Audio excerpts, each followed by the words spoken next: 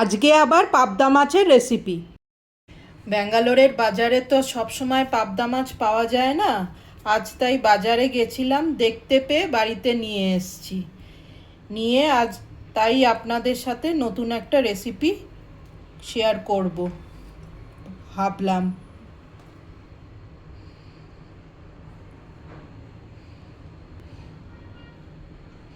আগে মাছটায় নুন হলুদ ভালো করে মাখিয়ে নিচ্ছি, আর সঙ্গে অল্প সর্ষের তেলও মাখিয়ে নেব।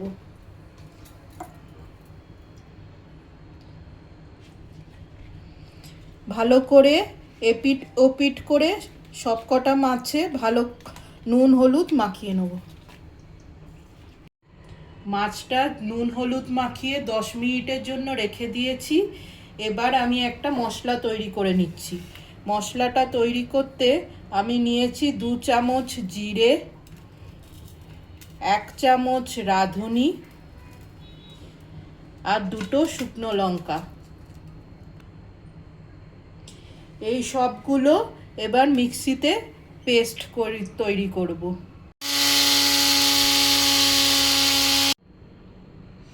কিছুটা মশলা পেশার পর এবার এর মধ্যে টমেটো অ্যাড করে দিচ্ছি, দিয়ে আবার মিক্সিতে পেস্ট করে নিচ্ছি।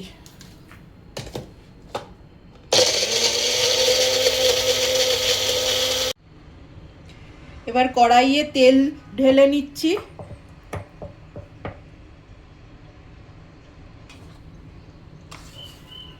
তার মধ্যে কালো জিরে দিচ্ছি, তার মধ্যে যে পেস্টটা তৈরি করেছিলাম সেটা ঢেলে দিলাম।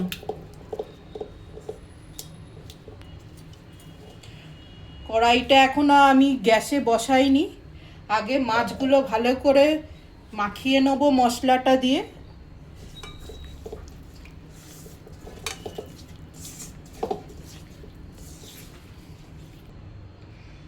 এবার এক এক করে মাছগুলোকে নিয়ে ভালো করে মশলায় মাখিয়ে নেব।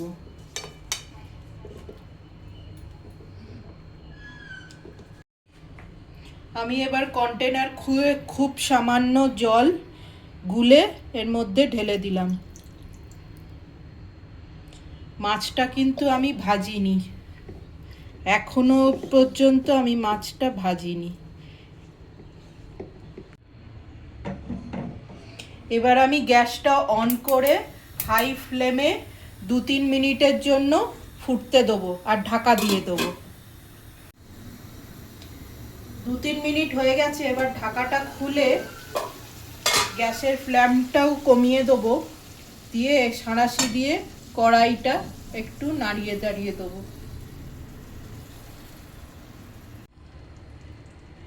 এবার ঢাকা দিয়ে 3-4 মিনিট কম ফ্লেমে রেখে দেবো। মাছটা হয়ে গেছে, এবার নামিয়ে নিচ্ছি। দারুণ সুন্দর একটা গন্ধ বেরোচ্ছে। এটা খানিকটা রাঁধুনির জন্য, আর মশলা থেকেও দারুণ সুন্দর একটা গন্ধ ছাড়ছে।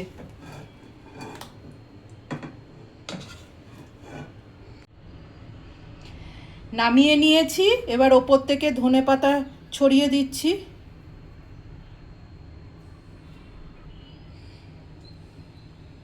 আর চেরা কাঁচা লঙ্কা দিয়ে দিচ্ছি।